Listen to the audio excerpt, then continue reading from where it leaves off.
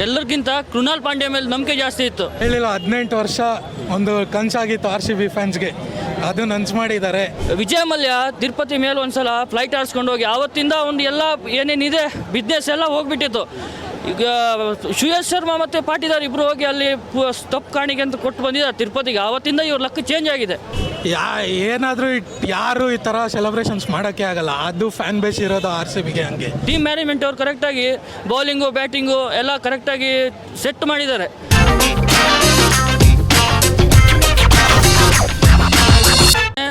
RCB team ಎಲ್ಲರಿಗಿಂತ ಕೃಣಾಲ್ ಪಾಂಡ್ಯ ಮೇಲೆ ನಂಬಿಕೆ ಜಾಸ್ತಿ ಇತ್ತು. ಯಾಕಂದರೆ ಇದೇ ಸ್ಟೇಜ್ ಹೀಗೆ ಬಸ್ಸು ಮ್ಯಾಚ್ ಮುಗಿದ ಬಸ್ ಹೋಗ್ತಿರ್ಬೇಕಾದ್ರೆ ಒಂದು 5,000 to 6,000 ಜನ ಬೆಂಗಳೂರು ಫ್ಯಾನ್ಸ್ಗಳು ನೋಡ್ತಾಯಿದ್ರು, ಬಸ್ಸನ್ನು ವಿಶ್ ಮಾಡ್ತಿದ್ರು ಈ ಸಲ ಕಪ್ ಬೇಕು ಅಂತ. ಆವಾಗ ಕೃಣಾಲ್ ಪಾಂಡ್ಯ ಹೇಳಿದ್ದು, ಏನೇ ಆಗಲಿ ಇವ್ರ ಕಣ್ಣಲ್ಲಿ ನಾನು ಖುಷಿ ನೋಡಬೇಕು, ಅದಕ್ಕೆ ನಾನು ಈ ಸಲ ಕಪ್ ತಂದು ಕೊಡಬೇಕಂತ ಕೃಣಾಲ್ ಪಾಂಡ್ಯ ಹೇಳಿದರು. ಅದೇ ರೀತಿ ನಿನ್ನೆ 2 ವಿಕೆಟ್ ತಗೊಂಡು ಇಂಡಿಯನ್ RCB ವಿನ್ ಮಾಡಿಕೊಟ್ಟಿದ್ದಾರೆ. ನನಗೆ ತುಂಬ ಖುಷಿ ಇದೆ. ಸೊ ಈ ಸೆಲೆಬ್ರೇಷನ್ನ ನೀವು ವಿಟ್ನೆಸ್ ಮಾಡ್ತಿದ್ದೀರಿ, ಸೊ ಇದ್ರ ಬಗ್ಗೆ ಹೆಂಗೆ ಖುಷಿ ಸರ್? ನೋಡಿ, ಈ ಸಲ ಬೆಂಗಳೂರು ಅಂದರೆ ಟೀಮು ಬ್ಯಾಲೆನ್ಸ್ ಆಗಿ ಸ್ಟಾರ್ ಪ್ಲೇಯರ್ಗಿಂತ ಯಾರು ಚೆನ್ನಾಗಿ ಆಡ್ತಾರೆ ಅದನ್ನು ನೋಡಿ ಟೀಮ್ ಮ್ಯಾನೇಜ್ಮೆಂಟ್ ಅವ್ರು ಕರೆಕ್ಟಾಗಿ ಬೌಲಿಂಗು ಬ್ಯಾಟಿಂಗು ಎಲ್ಲ ಕರೆಕ್ಟಾಗಿ ಸೆಟ್ ಮಾಡಿದ್ದಾರೆ. ಮತ್ತು ಈಗ ಸಲ ಪಾಟಿದಾರ್ ಒಳ್ಳೆ ಕ್ಯಾಪ್ಟನ್ ಇದ್ದಾನೆ, ಅವನಿಗೆ ಹೆಂಗೆ ಮಾಡಬೇಕು ಏನಂತ ಗೊತ್ತಿದೆ. ಈ ಸಲ ನನಗೆ ಗೊತ್ತಿತ್ತು ಬೆಂಗಳೂರು ವಿನ್ ಆಗುತ್ತಂತ. ಯಾಕಂದರೆ ಈ ವಿಜಯ್ ಮಲ್ಯ ತಿರುಪತಿ ಮೇಲೆ ಒಂದ್ಸಲ ಫ್ಲೈಟ್ ಆಡಿಸ್ಕೊಂಡು ಹೋಗಿ ಆವತ್ತಿಂದ ಒಂದು ಎಲ್ಲ ಏನೇನಿದೆ ಬಿಸ್ನೆಸ್ ಎಲ್ಲ ಹೋಗ್ಬಿಟ್ಟಿತ್ತು. ಈಗ ಸುಯೇಶ್ ಶರ್ಮಾ ಮತ್ತು ಪಾಟಿದಾರ್ ಇಬ್ಬರು ಹೋಗಿ ಅಲ್ಲಿ ತಪ್ಪು ಕಾಣಿಕೆ ಅಂತ ಕೊಟ್ಟು ಬಂದಿದ್ದಾರೆ ತಿರುಪತಿಗೆ. ಆವತ್ತಿಂದ ಇವ್ರ ಲಕ್ ಚೇಂಜ್ ಆಗಿದೆ.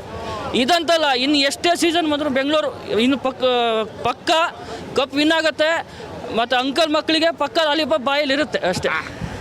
ಈಗ RCB ಹತ್ರ ಕಪ್ಪಿಲ್ಲ ಅಂತ ಹೇಳ್ತಿದ್ರು, ಅಂತ ಹೇಟರ್ಸ್ಗೆ ನೀವೇನು ಹೇಳೋಕ್ಕೆ ಇಷ್ಟಪಡ್ತೀರಾ? ಸರ್ ನೋಡಿ, ಈಗ ಚೆನ್ನೈಯಲ್ಲಿರೋರು ಮತ್ತು ಮುಂಬೈಲಿರೋರು ಅವ್ರು RCB ಹೇಟ್ ಮಾಡಿದ್ರೆ ಅದು ಸಹಜ. ಬೆಂಗಳೂರಲ್ಲೇ ಇದ್ಕೊಂಡು ಕೆಲವೊಂದು ಅಂಕಲ್ಗಳ ಮಕ್ಕಳು ಇಲ್ಲೇ ಅನ್ನ ತಿಂದು ಇಲ್ಲೇ ಇದ್ದು ಇಲ್ಲೇ ಜಾಬ್ ಮಾಡಿ ಇಲ್ಲಿ ಬೆಂಗಳೂರಿಗೆ ಕೆಟ್ಟದ್ದು ಬಯಸ್ತಾರೆ. ಅಂಥವ್ರಿಗೆ ನಾನು ಏನು ಹೇಳಕ್ಕೆ ಬರ್ತೀನಿ ಅಂದರೆ, ನೀವು ಯಾವತ್ತೂ ಬೆಂಗಳೂರಿನ ಸ್ವಂತ ಮಕ್ಕಳಾಗಲ್ಲ, ನೀವು ಇಲ್ಲೇ ಹುಟ್ಟಿದ್ರು ನೀವು ಬೆಂಗಳೂರಿನ ದತ್ತು ಮಕ್ಕಳೇ ಅಂತ ನಾನು ಹೇಳ್ತೀನಿ. ಇನ್ನೊಂದು ಕ್ವಶನ್ ಕೇಳ್ತೀನಿ ಇದ್ರ ರಿಲೇಟೆಡ್. ಒಂದು RCB ಟೀಮು ಅಂತ ಬಂದ ತಕ್ಷಣಕ್ಕೆ ಇಷ್ಟೊಂದು ಕನ್ನಡಿಗರು ಒಗ್ಗಟ್ಟಾಗ್ತವ್ರೆ. ಈಗ ಕನ್ನಡದ ರಿಲೇಟೆಡು ಕಮಲ್ ಹಾಸನ್ ಒಂದು ಇನ್ಸಿಡೆಂಟ್ ಆಯಿತು. ಸೊ ಆ ಇನ್ಸಿಡೆಂಟ್ಗೆ ಈ ಒಗ್ಗಟ್ಟು ಬೇಕಂತೀರಾ? ಸರ್ ನೋಡಿ, ಕನ್ನಡ ಆಲ್ರೆಡಿ ಬೆಳೆದಿದೆ. ಈ ಹೀರೋಗಳು ಏನಿದ್ರು ಕನ್ನಡ ಇಂಡಸ್ಟ್ರಿಯನ್ನು ಬೆಳೆಸ್ಬೋದು, ಕನ್ನಡನೇ ಬೆಳೆಸೋಕ್ಕಾಗಲ್ಲ. ಯಾಕಂದರೆ ನಮ್ಮ ತಾತ ಮುತ್ತಜ್ಜ ಹುಟ್ಟೋಕ್ಕಿಂತ ಮೊದಲೇ ಕನ್ನಡ ಇದೆ. ಒಂದು ವ್ಯಕ್ತಿಗೆ ನಾವು ಈಗ ನೋಡಿ, ಶಿವರಾಜ್ ಕುಮಾರ್ ಅವ್ರವ್ರ ವೈಯಕ್ತಿಕ ಏನಿದ್ರು ಈ ಜಗತ್ತಲ್ಲಿ ಬಿಸ್ನೆಸ್ಸು, ತಂದೆ ತಾಯಿ ಲವರ್ಸ್ಗಳಲ್ಲಿ ಯಾರು ಫೀಲಿಂಗ್ ಇಲ್ಲ. ಈಗ ಬಿಸ್ನೆಸ್ಸು ಇಲ್ಲಿ ಕಮಲ್ ಹಾಸನ್ ಜೊತೆ ಏನಾದ್ರು ವಿರುದ್ಧ ಮಾತಾಡ್ಬಿಟ್ರೆ ನಂದಲ್ಲಿ ಮಾರ್ಕೆಟ್ ಹೋಗಿಬಿಡುತ್ತೆ ಅಂತ ಶಿವಣ್ಣಂಗೆ ಸ್ವಲ್ಪ ಇದಿದೆ, ಭಯ ಇದೆ. ಅದಕ್ಕೋಸ್ಕರ ನಾವು ಯಾವ ಹೀರೋಗಳನ್ನು ಸೀರಿಯಸ್ ಆಗಿ ತಗೋಬಾರ್ದು.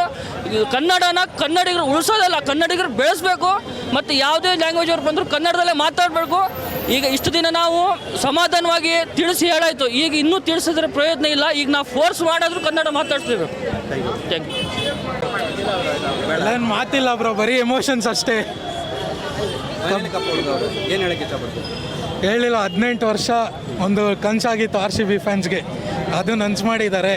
ಏನೇ ಆಗಲಿ ನಮ್ಮ ಸಪೋರ್ಟ್ ಇದೆ. ಇವಾಗ ಮಾತಿಲ್ಲ, ಬರೀ ಎಮೋಷನ್ಸ್ ಅಷ್ಟೇ. ಆ ಎಮೋಷನ್ಸ್ ಇವಾಗ ಅವ್ರು ಬಂದಾಗ ತೋರಿಸ್ತೀವಿ. RCB ಹತ್ರ ಕಪ್ಪಿಲ್ಲ ಅಂತ ಹೇಳ್ತಿದ್ರು ಹೇಟರ್ಸ್ಗೆ ಏನು ಹೇಳಕ್ಕೆ ಇಷ್ಟಪಡ್ತೀವಿ? ಇವಾಗ ಬಂದು ಮುಂದೆ ಮಾತಾಡಲಿ ಬ್ರೋ, ಯಾಕೆ ಕಪ್ಪಿಲ್ಲ ಅಂತ ಎಲ್ರಿಗೂ ಉತ್ತರ ಕೊಡ್ತೀವಿ. ಅವಾಗ ಇಷ್ಟು ವರ್ಷನ ಹೇಳಕ್ಕೆ ಮಾತಿಲ್ಲ, ಫುಲ್ ಎಮೋಷನ್ಸ್ ಜಾಸ್ತಿ, ಪಟಾಕಿಗಳೆಲ್ಲ ಹೊಡೆದು ಜಾಸ್ತಿ ಇದು ಮಾಡಿದ್ವಿ. ಸೊ ಯಾವ ಟೀಮು ಗೆದ್ದಾಗ ಈ ಥರ ಸೆಲೆಬ್ರೇಷನ್ ನಾನು ನೋಡಿಲ್ಲ, ಆಗಿಲ್ಲ ಬ್ರೋ. ಅದು ಈ ಸೆಲೆಬ್ರೇಷನ್ ಬಗ್ಗೆ ನೀವೇನು ಹೇಳ್ತೀರಾ? ಏನಾದರೂ ಯಾರು ಈ ಥರ ಸೆಲೆಬ್ರೇಷನ್ಸ್ ಮಾಡೋಕ್ಕೆ ಆಗಲ್ಲ, ಅದು ಫ್ಯಾನ್ ಬೇಸ್ ಇರೋದು RCBಗೆ. ಹಂಗೆ ಈ ಥರ ಫ್ಯಾನ್ಸ್ ಯಾವ ಟೀಮ್ಗೂ ಸಿಗಲ್ಲ. ಈಗ ಕಪ್ ಹೊಡ್ಕೊಂಡು ರಿಟರ್ನ್ ಬರ್ತಾವ್ರೆ ಹೋಮ್ಗೆ, ಈ ಸೆಲೆಬ್ರೇಷನ್ನ ವಿಟ್ನೆಸ್ ಮಾಡ್ತಿದ್ರ, ಇದ್ರ ಬಗ್ಗೆ ನಿಮ್ಗೆ ಖುಷಿ ಹೇಗಿದೆ? ಮಾತಿಲ್ಲ ಬ್ರೋ, ಇದು ಖುಷಿ ನಮಗೆ ಹೇಳ್ತಿಲ್ವಾ, ಬರೀ ಇಮೋಷನ್ಸ್ ಅಷ್ಟೇ. ಕಪ್ ನೋಡಬೇಕು ಮಾಡಿದ್ದಾರೆ. ಏನೇ ಆಗಲಿ ಸಪೋರ್ಟ್ ನಮ್ಮದೇ, ಗೆದ್ರೂ ಸೋದ್ರೂ ಸಪೋರ್ಟ್ ಯಾವತ್ತಿದ್ರು.